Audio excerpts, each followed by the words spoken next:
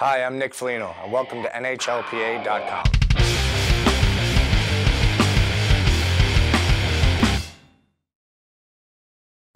Just for me, it was more the fact that I learned how to be a pro at such a young age. I think watching how they acted day in and day out, and through my teenage years when it may be easy to go party and go with friends, I committed myself to being at the rink and being around those types of guys that I learned from. And I can't thank my dad enough, honestly, for allowing me to be around the room, and for some of the players, teaching me little things along the way. I got to watch Peter Forsberg, Joe Sakic, up close and personal, and that was a big imprint on my life, and something that, as soon as I started watching those guys play, I wanted to become them, so it was pretty special for me.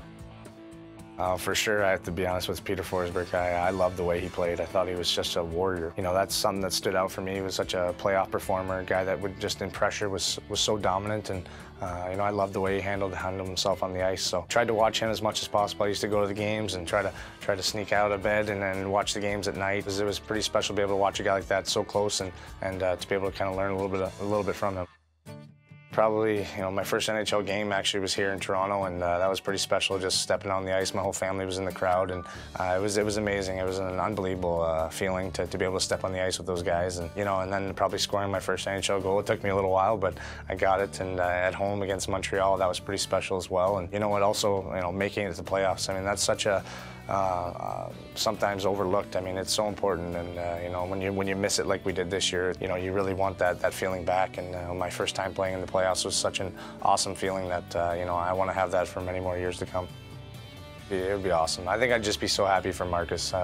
He's come a long way. He's kind of not so much been a late bloomer, but a guy that really had to work hard to get to where he is right now. And it's great to see him get rewarded for that. I've watched him kind of grow as a player and a person, and it's really exciting for our whole family to see how he's come along. And it'll be a lot of fun to play against him eventually. I definitely think he'll be in the NHL sooner rather than later. And if he keeps progressing the way he has, it'll be exciting to see what type of player he becomes. We talk about that every day, and it really drives us. I mean, we're both really excited about the fact that we have the opportunity here to be in the NHL together, and not a lot of families have that opportunity. We feel really honored, we feel privileged, and we want to make the most of it. So we're excited to face off against each other and hopefully run each other in the boards a few times.